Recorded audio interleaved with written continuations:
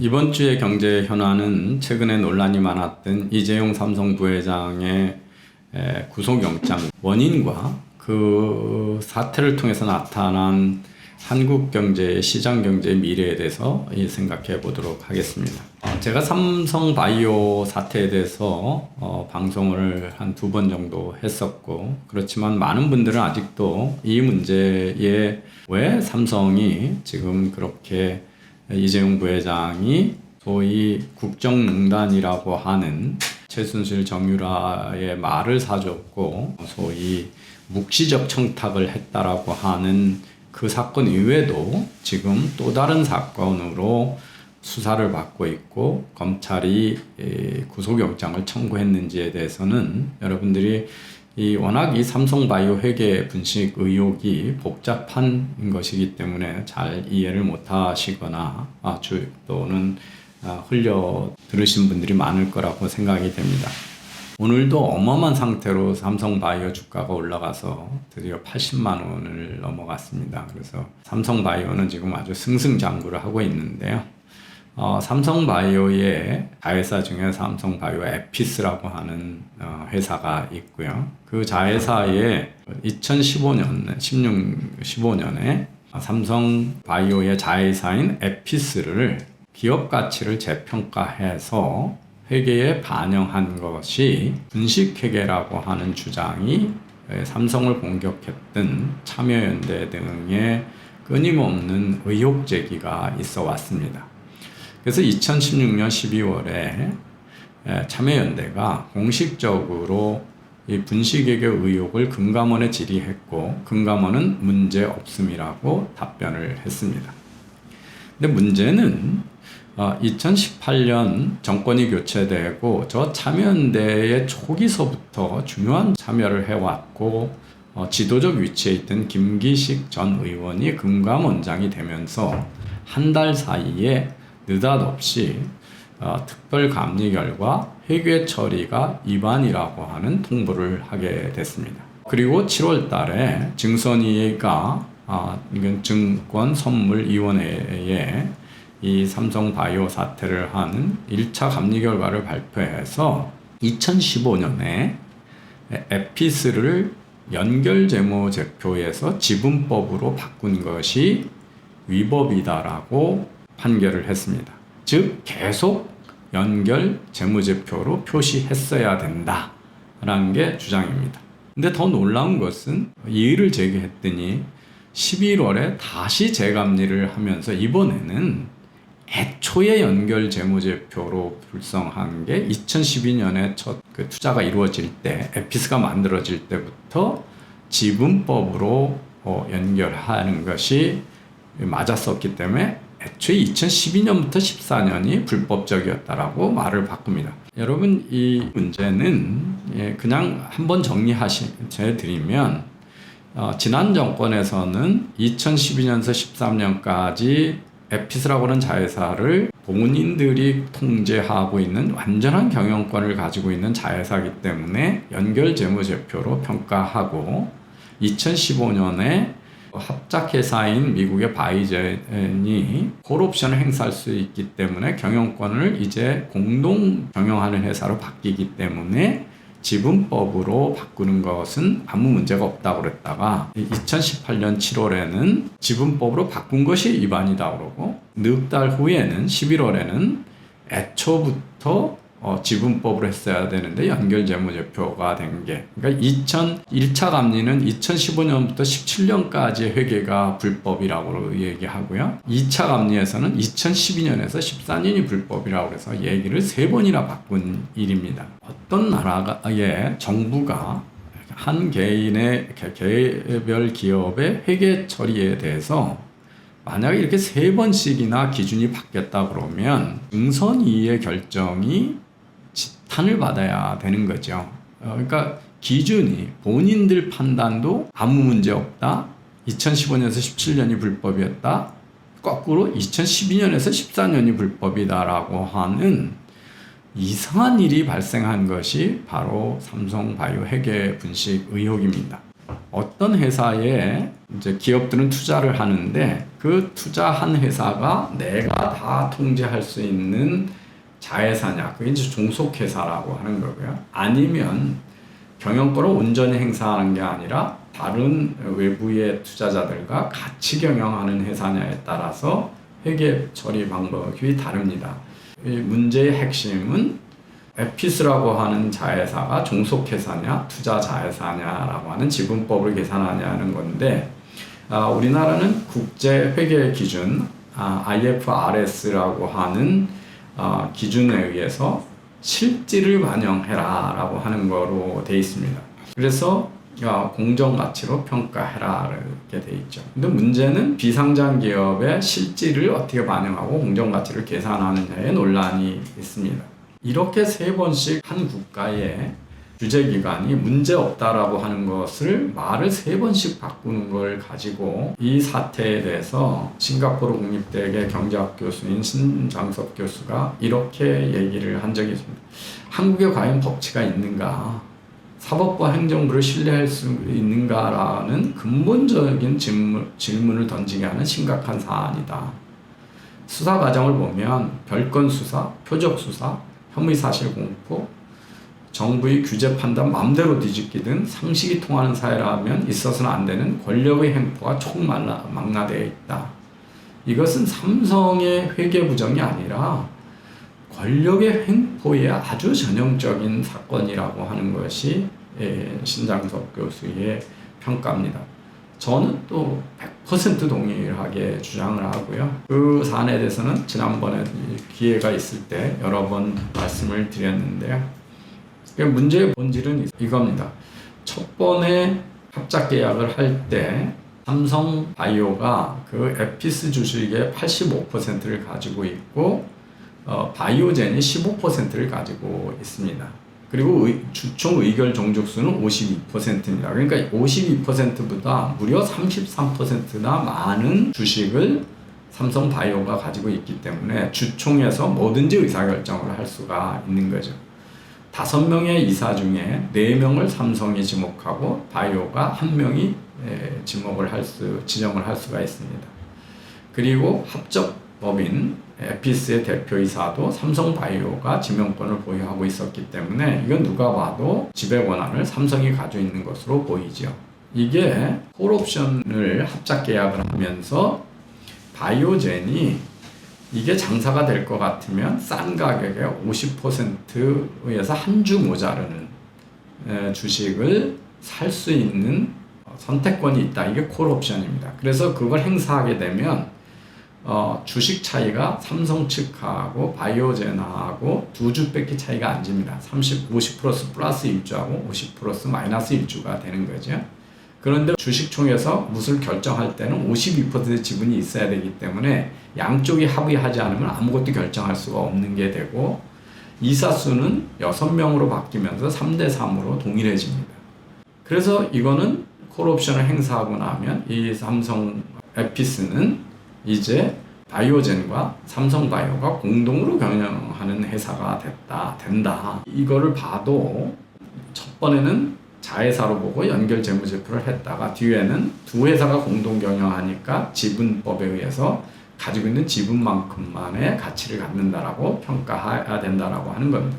여기서 어떤 게 경영권을 갖고 있는가에 대한 판단은 상당히 어렵습니다. 그것은 그냥 50% 지분만 결정되는 게 아니라 이사의 구성이라든지 정관이라든지 주주간 계약 여러 가지 걸 보고 나는 건데요. 구분이 명확하지 않으면은 이것이 증거가 없을 때 회사한테 불리하게 일방적으로 해석할 수가 없는 거죠. 그런데 지금 문제는 삼성은 이게 바이오젠의 콜옵션 행사의 가능성 때문에 바꿨다는 거고요. 삼성현대는 삼성물산과 제일모직 합병 때문에 일부러 분식회계를 했다라고 하는 것에 의견의 차이가 있습니다.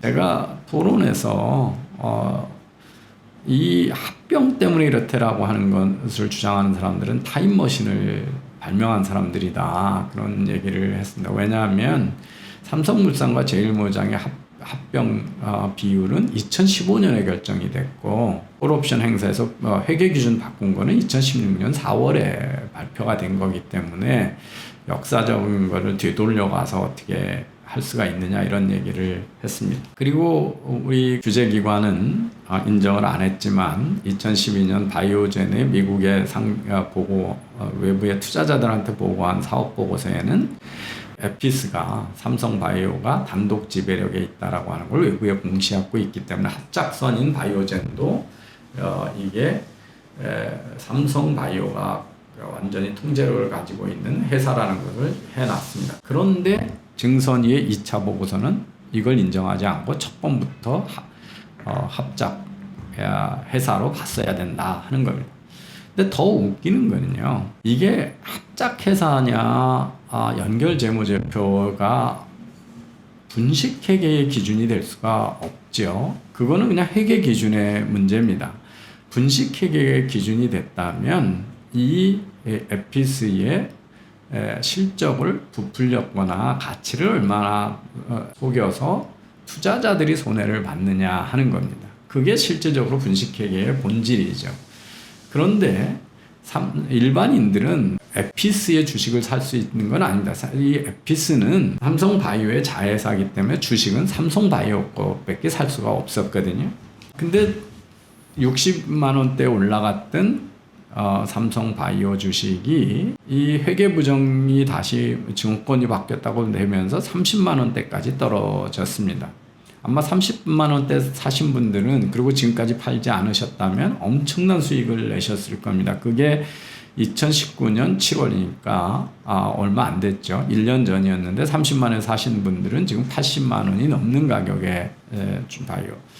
그러면 이걸 봐도 이때 삼성바이오 2015년에 저기 20만 원대 사가지고 60만까지 올라갔기 때문에 이거에 의해서 손해봤다는 소액 투자자는 있을 수가 없는 거죠. 만약에 이 회계 부정 때문에 부풀린 가격에 샀다 그러면 그 상장 후에 주가가 많이 떨어졌어야 되는 건데 계속 올라갔고, 지금 회계 부정에 논란이 되고 있음에도 불구하고 이재용 부회장이 불구속됐다는 뉴스에 힘입어서 지금 80만 원대까지 올라갔으니까 그 회계 부정이 났을 때보다 더 많이 올라갔습니다.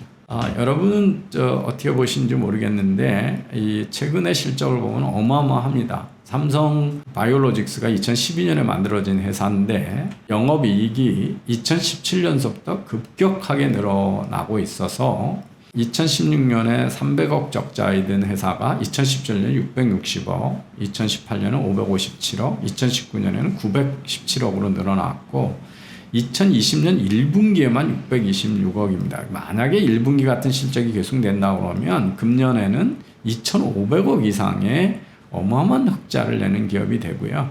그 밑에 지금 논란이 되고 있는 자회사 에피스도 2019년부터 흑자 전환을 해서 무려 1,228억 원의 흑자를 내는 알짜배기 회사가 되어 있습니다. 그래서 어디를 보든, 그리고 실제적으로 2018년에 삼성의 예상대로 실적이 가시화되니까 바이오젠이 콜옵션을 행사해서 지금은 지분이 50% 마이너스 1주까지 늘어났습니다. 그래서 그 예측이 틀리지도 않고 그랬습니다.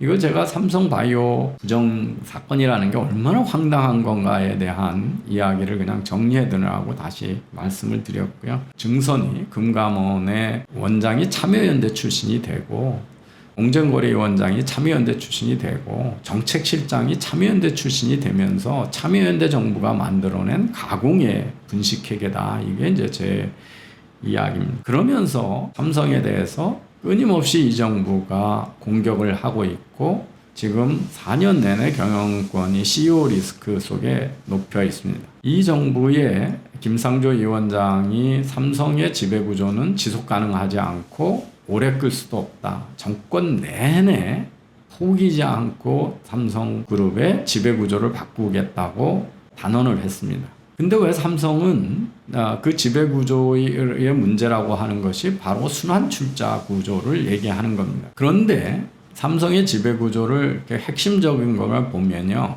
삼성물산이 삼성생명의 지분을 한 19.34% 가지고 있고, 삼성물산의 일대 주주는 이재용 부회장입니다. 그리고 삼성생명의 일대 주주가 이건희 회장으로 20%의 지분을 가지고 있습니다. 문제는 삼성생명이 삼성전자의 주식을 약 8.84%, 약 9% 정도 가지고 있고, 이건희 회장은 삼성전자의 주식의 4.18%밖에 갖고 있지 않습니다. 그리고 삼성물산이 삼성전자 주식의 5.1%를 가지고 있는 거죠. 그래서 삼성물산의 지배권을 이건희 회장의 일가가 가지고 있고, 그걸 통해서 삼성생명을 지배하고, 삼성생명을 통해서 삼성전자를 지배하고, 그래서 8.4%와 개인이 가지고 있는 4.18%, 그리고 삼성물산이 가지고 있는 5.1%를 합쳐서 그래서 삼성전자를 통제하고 있습니다. 삼성물산의 지배구조를 보시면 자기 주식, 삼성물산이 가지고 있는 자사주가 한 13%가 있고, 이재용 부회장이 17.08%, 이부진 사장이 5.47%, 이서연 사장이 5.47%, 이건희 회장이 2.84%로 합쳐서 30% 미만의 주식을 갖고 있습니다. 그러니까 삼성물산의 압도적인 지배 주주는 이건희 회장 일가입니다. 그런데 그게 삼성생명을 지배하고 삼성생명이 전자를 지배하고 있습니다. 문제는 전자입니다. 전자가 아까 말씀드린 대로 삼성생명의 8.84%, 물산이 갖고 있는 5.1%, 이건희 회장이 가지고 있는 4.18%고, 삼성화재가 1.49%, 이재용 부회장이 0.7%, 홍나희 이건희 회장의 부인이 0.91%를 가지고 있습니다. 그 다 합쳐봐야 계열사가 가지고 있는 것이 13% 정도 되고, 일가가 가지고 있는 것이 한 7% 됩니다. 그런데 삼성전자의 오늘 현재 주가는 337조 원이 됩니다. 만약에 금산분리를 해서 생명이 삼성전자의 주식을 팔아야 된다. 이게 지금 금감원하고 금융위가 나서서 금융회사의 그룹들의 새로운 규제를 반영하겠다 그러면서 법을 제안하면서 금융회사가 일반 제조회사의 주식을 갖는 것을 못 갖게 만들어서 팔게 만들겠다라고 하는 칼을 들여대고 있습니다. 전 세계에서 은산분리는 채택하는 나라들이 있어도 금산분리를 채택하는 나라는 거의 없습니다. 그런데 보험회사가 전자회사를 갖고 있는 것은 누구에도 해가 되지 않습니다. 당연히 삼성생명은 삼성전자로부터 어마어마한 배당을 받고, 삼성전자가 잘 나가니까 삼성생명의 가치도 올라가고 있죠. 삼성전자의 주주들도 삼성생명이 가지고 있는 주식에 의해서 어떠한 손해도 보고 있지 않습니다. 그리고 삼성전자가 삼성생명으로부터 융자를 받거나 대출을 받는 회사도 아닙니다. 그런데 문제는 삼성생명의 주식을 포기하고 하면 지금 이건희 회장의 부부의 지분은 5%입니다. 5%는 지금 현재 주가로 보면 약 16조 원의 재산입니다. 근데 만약에 이건희 회장이 작고하고 그걸 이재용 부회장이 승계를 한다 그러면 그 65%를 국가에 세금으로 내야 됩니다. 이재용 부회장은 가지고 있는 재산이 현금이 아니라 기업 주식이기 때문에 이 상속받은 주식을 팔고 나면, 즉 5%의 부모가 갖고 있던 지분은 1.75%밖에 남지 않습니다. 그럼 이재용 회장의 지분까지 합쳐봐야 2.45%밖에 갖고 있지 않습니다. 그러면 삼성생명과 삼성생명의 주식 8.84%가 없다 그러면 삼성전자의 지분은, 그 일가가 갖고 있는 지분은 2%, 3% 정도도 안 되게 되는 거죠. 여기서 문제가 발생합니다. 삼성전자 주식의 10% 정도를 국민연금이 가지고 있습니다.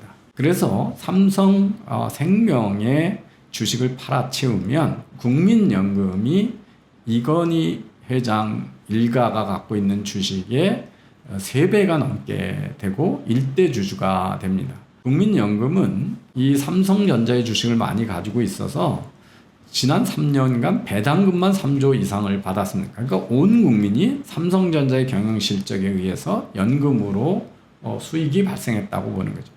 그간 국민연금이 투자해서 벌어들인 돈의 85%가 삼성전자 주식 상승에서 발생했습니다. 그러니까 국민연금의 수익성의 대부분이 삼성전자의 성공에서 왔다 이렇게 보시면 됩니다. 그런데 이 계열사의 투자를 차단하면 국민연금이 지배하는 회사, 정권의 회사로 바뀌게 됩니다.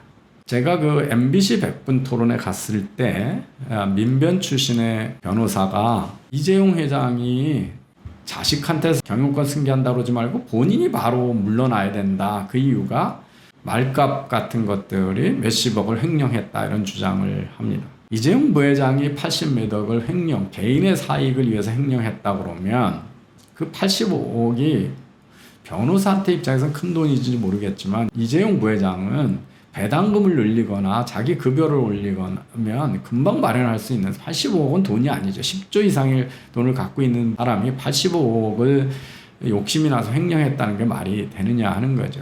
그거는 완전한 형식 논리고 우리나라에서 재벌그룹이 비인기 종목에 스포츠 지원하고 그것이 삼성그룹을 위해서 한 건지 본인을 위해서 한 건지는 판단의 문제라고 생각을 합니다.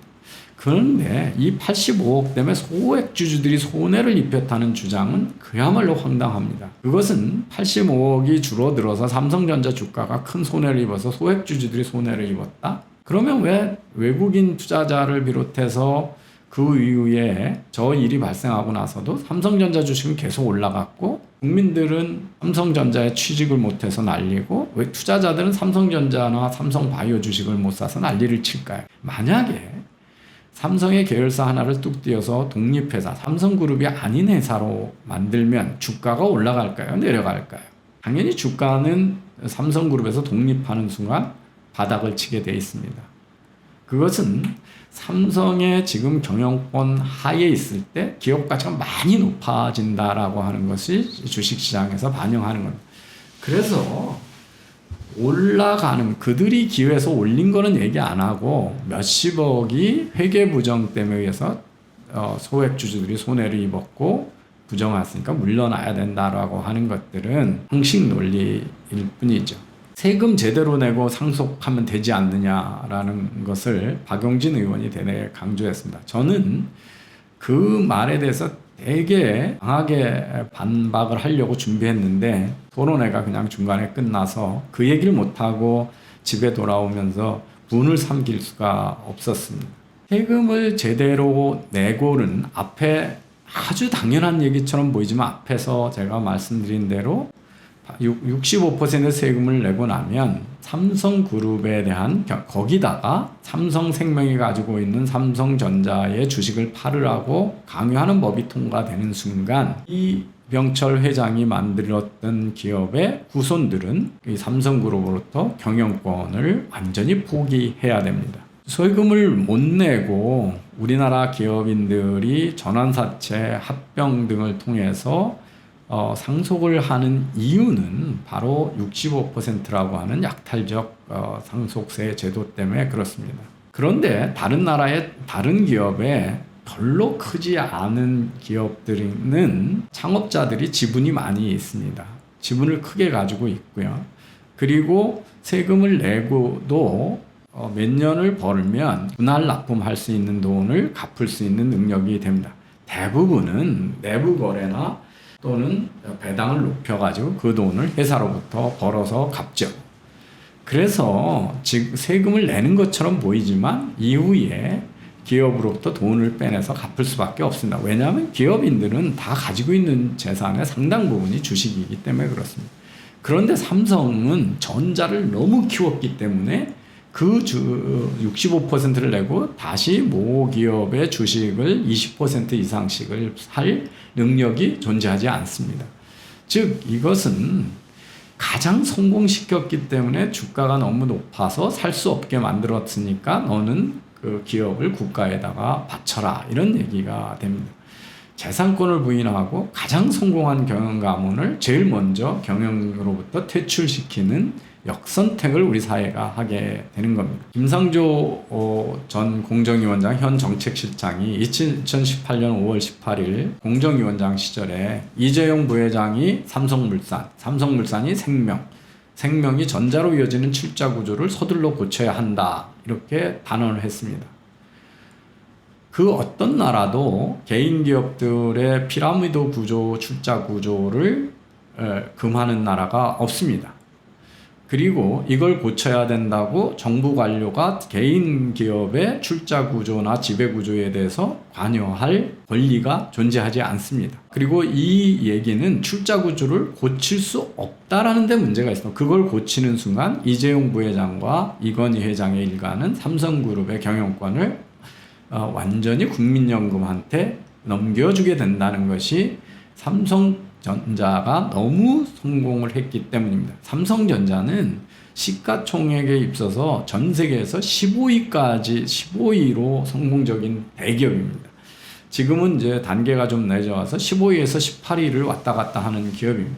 기업의 지배구조를 연구하는 학자들은 왜 피라미드 구조로 계열사를 통해서 지배구조를 갖고 있느냐 하면 기업에 대한 항구적인 지배를 목적으로 경영권 보호수단이나 법치가 부족한 나라에서 나타나는 현상이라고 이야기합니다.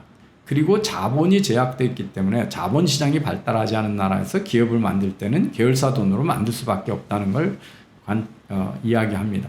즉 우리나라에서 지금 이렇게 피라미드 구조와 수직 계열된 구조는 기업이 선택한 게 아니라 그렇게 할 수밖에 없는 자본시장의 역사와 경영권 보호수단에 대한 규제가 만들어낸 현상이라는 것을 이해할 필요가 있습니다. 우리나라의 과거에 기업을 만든다고 해서 벤처캐피탈이나 투자은행이 위험자본을 투자해주는 자본시장은 없었고 최근에서야 벤처캐피탈이 아주 적은 단계로 발전하고 있는 경우입니다. 외국처럼 시장이 커서 대규모 자본이 필요한 나라들에 한해서만 경영과 소유가 분리가 돼서 똑같은 유통회사라도 미국 회사는 거의 다 상장돼 있고 증시를 통해서 자본을 조달하지만 프랑스나 독일은 그렇지 않은 이유가 시장이 크면 대규모 자본이 필요하고 대규모 자본이 필요하면 자본시장에서 자본을 조달하면서 창업자의 지분이 줄어드는 이유 때문에 그렇습니다. 그런데 우리는 이제 그런 사회가 아니었다라는 거고요. 그런데 왜 그런 대규모 지분을 가지는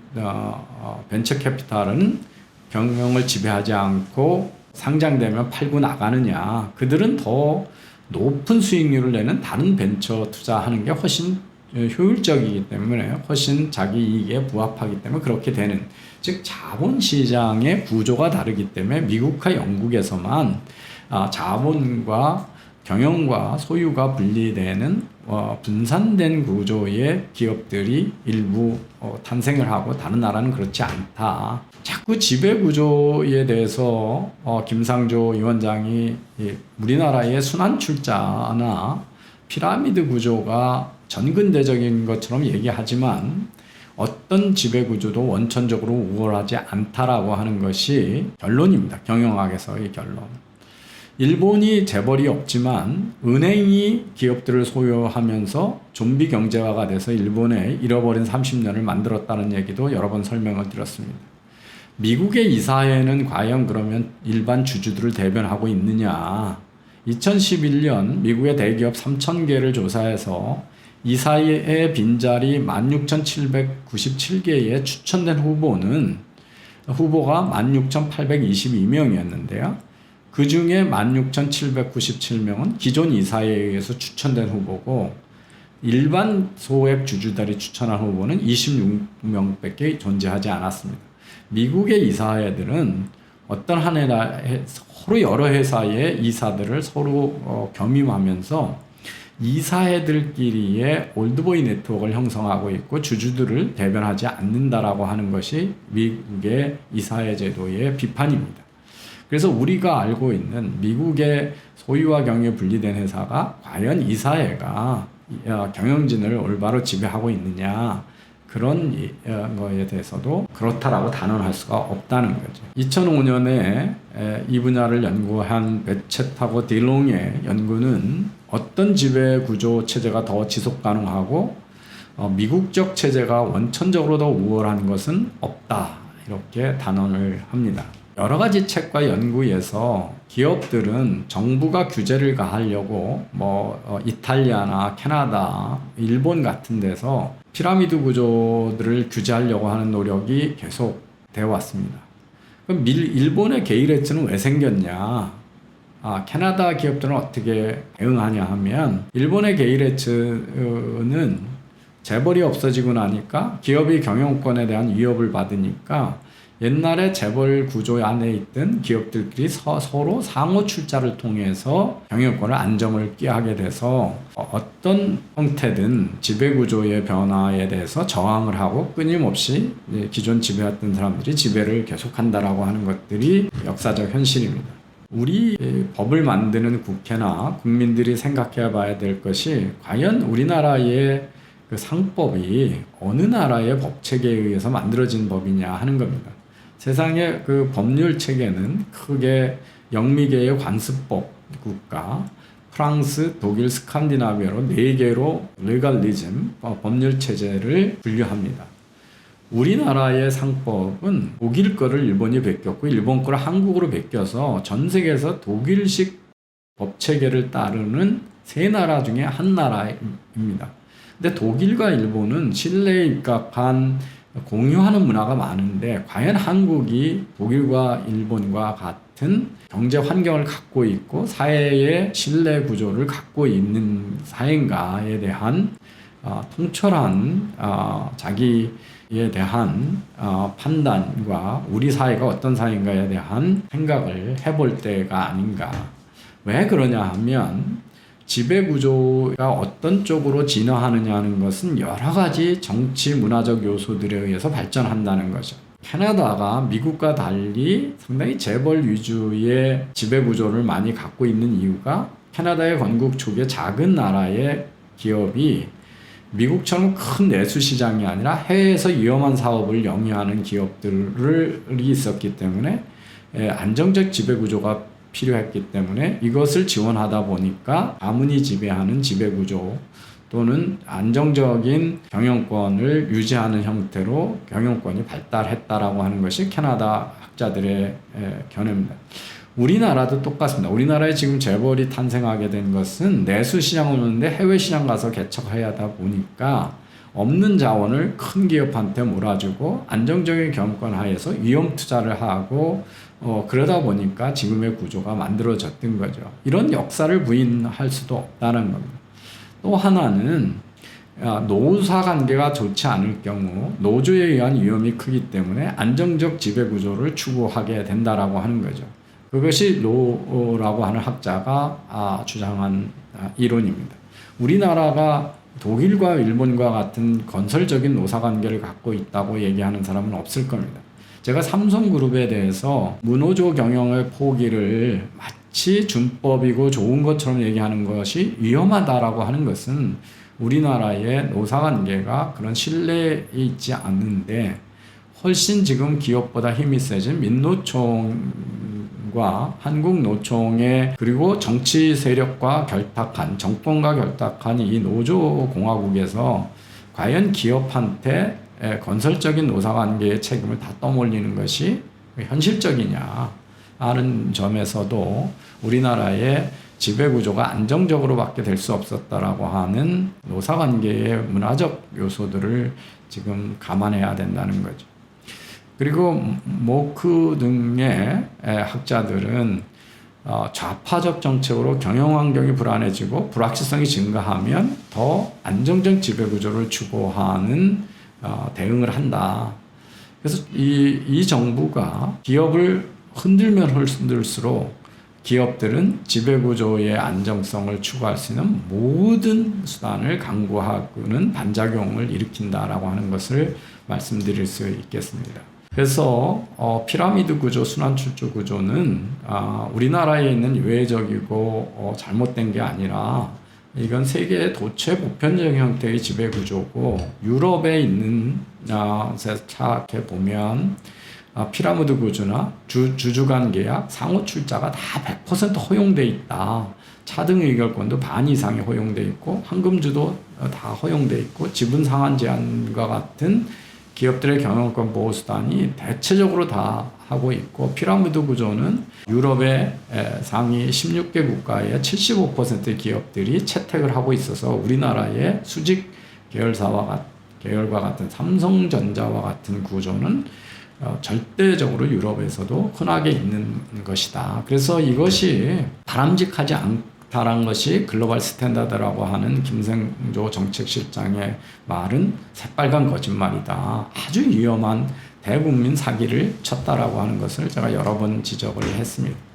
많은 나라의 차등 의결권이 허용돼서 소액 주식을 가지고 경영권을 장악하고 있고, 여러분이 매일 쓰고 있는 페이스북의 저커버그도 10% 남짓 한 17% 주식을 가지고 70%에 가까운 의결권을 행사하고 있고, 전 세계에서 가장 큰 회사 중에 하나인 아마존의 베조스도 10% 넘는 주식을 가지고 70%에 해당하는 의결권을 행사하는 그런 많은 나라의 지배주주의 지분이 소액임에도 불구하고 의결권을 많이 하고 있다. US 셀룰라 같은 통신회사는 38%의 주식을 가지고 86%의 지분을 행사하기도 하고요. 포드 자동차는 1.78%의 헨리 포드의 4대 후손들이 40%의 의결권을 가지고 있어서 삼성전자의 쥐꼬리만한 지분이라고 얘기하는 10몇 %로 장악하는 것은 포드 자동차에서 보면 쥐꼬리만한 것이 아니라 어마어마한 지분이라는 걸 알 수가 있습니다. 그래서 도요타 가문도 마찬가지고 포드 자동차 가문도 마찬가지고 유럽의 많은 자동차 가문도 다 소액 주주가 절대적인 의결권을 행사하는 형태로 진행되고 있다.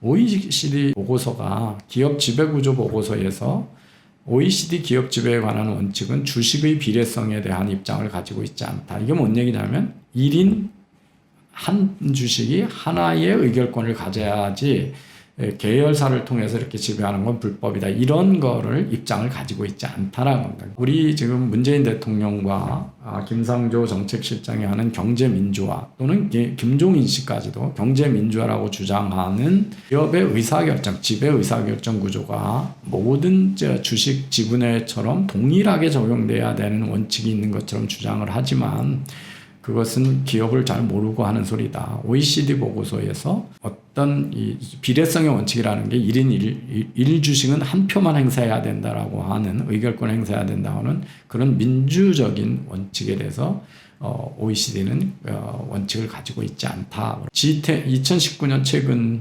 보고서에서도 G10와 OECD 원칙은 회사의 최적의 자본 구조는 경영진과 이사회가 주주총회 승인을 거쳐서 결정하는 것이 최선이다. 즉 정부 관료가 또는 정치권이 이것이다 저것이다 얘기하는 것이 최선이 아니다라는 거죠. 이것은 차등의결권 발행을 포함한다. 그리고 실제 이 보고서가 검토한 49개 증시 관할 권한 중에서 49개 국이라고 얘기하지 않은 것은 이제 여기 홍콩이 나라가 아니기 때문에 그렇습니다. 그래서 49개 국으로 보셔도 되는데, 이 3개를 제외하고는 의결권이 제한되는 주식 발행을 다 허용하고 있다. 차등 의결권을 허용하고 있다는 겁니다. 그래서 마치 일부 소수의 미국과 영국의 소유가 분산된 공개 기업이 표준인 것처럼 주장하는 것은 어디에도 없는 이야기다, 이런 것을 말씀드릴 수 있습니다. 다른 학자들도 차등 의결권이나 미국에 대해서 어느 것이 기업의 최선이라고 하는 결론에 정책 위반자들이나 학자들이나 기관 투자자들 다들 어떤 결론에 도달하지 않고 있다라고 하는 것이 최근 연구 결과입니다. 우리나라의 재벌은 영구 지배하는 것처럼 보이지만, 우리나라의 지금 4대 삼성, 현대차, SK, LG 주의가 견고해진 것은 IMF 이후인 2006년 이후다. 그러니까 이제 10여 년 정도 지속된 것일 뿐이고, 5위에 있던 현대중공업은 지금 10위권 밖으로 벗어날 가능성이 커졌습니다. 두산그룹은 이미 10위권 밖에서 벗어나고 존립을 걱정해야 되는 데가 있고요. 한때 9위까지 올라왔던 STX조선은 6년 만에 회사가 망해서 없어졌습니다. 이렇듯 우리가 아는 10대 재벌도 끊임없이 부침을 하게 되고 많이 멸망하게 됩니다.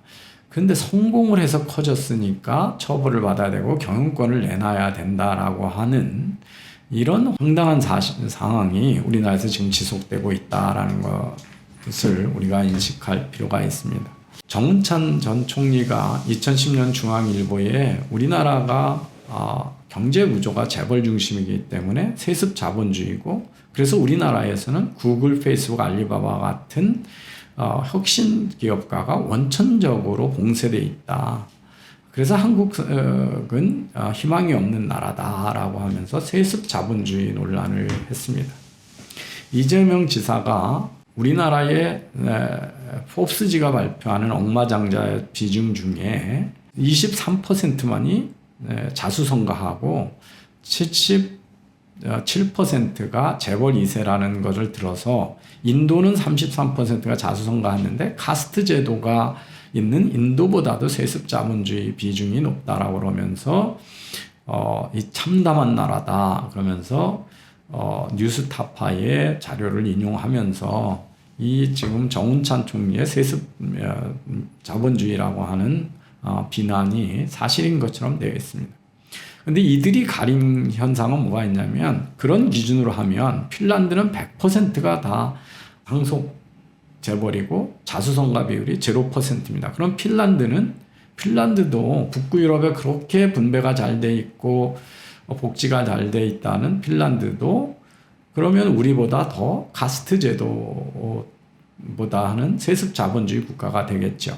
덴마크도 우리보다 더 많은 83.3%가 상속 부자고 16.7%만이 자수성가 비율입니다. 그럼 덴마크도 그렇고 스위스도 우리하고 차이가 없습니다. 72.7%가 상속이고 27.3%만 자수성가 비중입니다. 그러면 스위스, 덴마크, 핀란드는 인도 카스트 제도보다 더한 수저계급 사회고 세습 자본주의 사회냐, 천민 자본주의 사회냐, 이런 얘기를 우리가 생각해 볼 필요가 있습니다. 그렇지 않죠. 왜냐하면 이 소수의 백만장자들은 워낙 적은 숫자이기 때문에 그들이 분포가 어떻다는 것이 국민 전체의 사회 이동성을 좌우하지 않습니다. 왼쪽의 상단에 한국이 표시되어 있습니다. 그런데 저게 뭐냐면 세로축의 높이 갈수록 아버지의 부가 아들로 많이 이전되지 않는 사회 이동성, 계급이 얼마나 많이 변하는 거고, 가로축의 왼쪽으로 갈수록 불평등, 기회 불평등이 적은 사회라는 겁니다. 그러니까 한국은 핀란드나 독일, 프랑스와 같은 그룹으로 이 OECD 국가 중에서 기회 불평등이 적고 사회 이동성이 높은 사회로 분류되고 있습니다.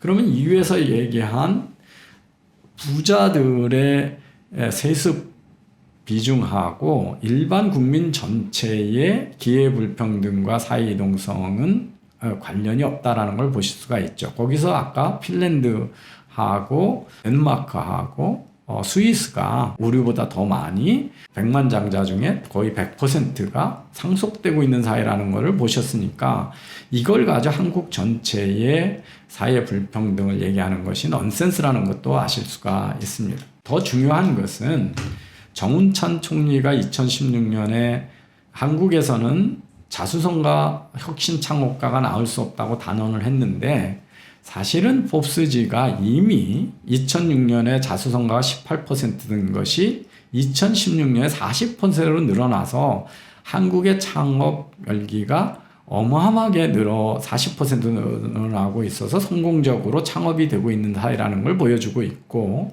2020년에 발표된 2019년 자료에는 그게 40%가 다시 46%로 늘어나서 거의 과반이 자수성가인 부호로 채워지고 있는 사회라는 걸 보여주고 있습니다. 그래서 정운찬 총리가 그렇게 개탄했던 한국의 재벌 중심이기 때문에 새로운 부자가 나타나지 않는다라고 하는 우려는 사실에 기반하지 않은 우리 사회에 20년 전에 한국을 가지고 자꾸 이야기를 하고 있다.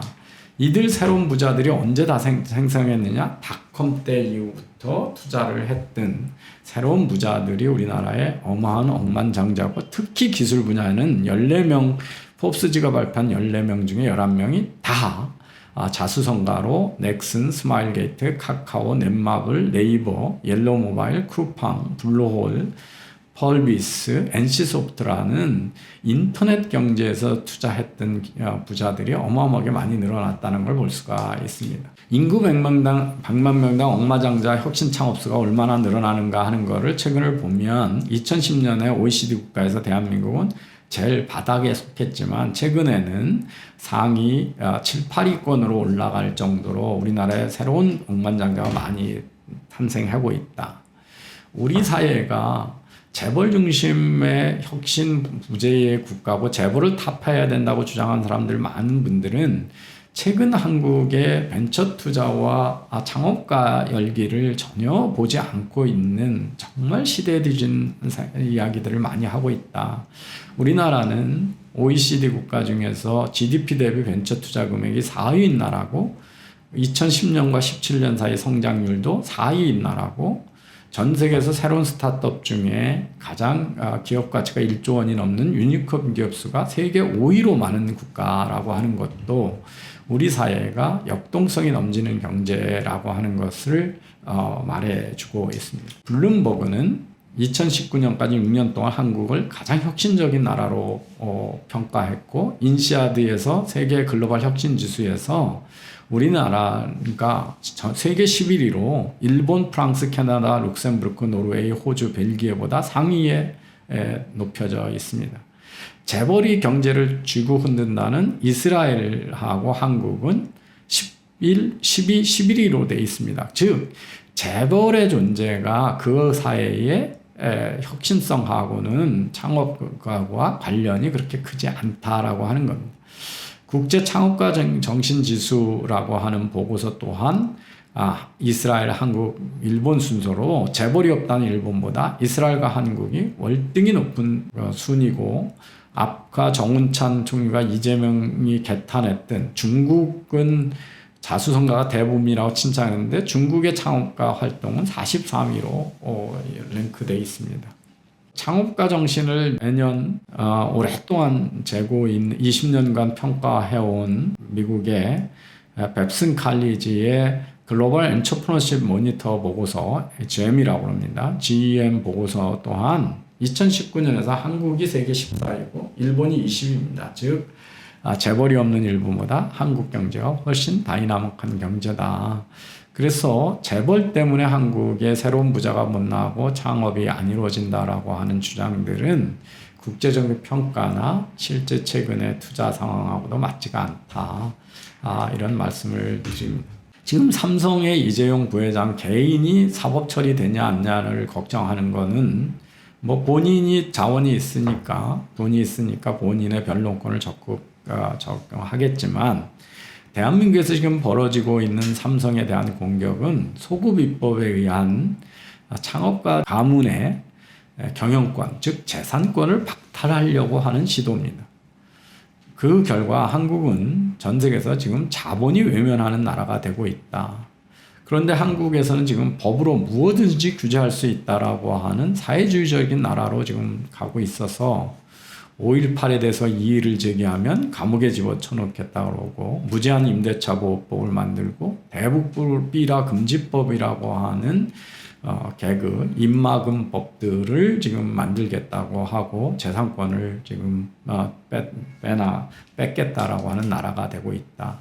이런 나라라면 대한민국은 시장 경제를 지속할 수가 없고 결국 이재용 부자의 상속의 문제는 결국 65%를 국가가 아버지가 죽었다는 이유로 자식들한테 상속 못하고 국가에 내놓아야 된다는 이 약탈적 상속세 제도가 만들어내는 불행한 역사의 문제고 삼성그룹뿐만 아니라 중견기업 이상의 모든 부자들은 똑같은 위법과 편법 사이를 오가야 되는 문제 속에 있고 겉으로는 상속세 다 낸 것 같지만 내고 나서는 내부 거래로 돈을 벌어서 갚아야 되는 눈 가리고 아웅을 지금 지속하고 있는 사이에 한국 경제의 기반이 흔들리고 있다 하는 것을 말씀드리겠습니다.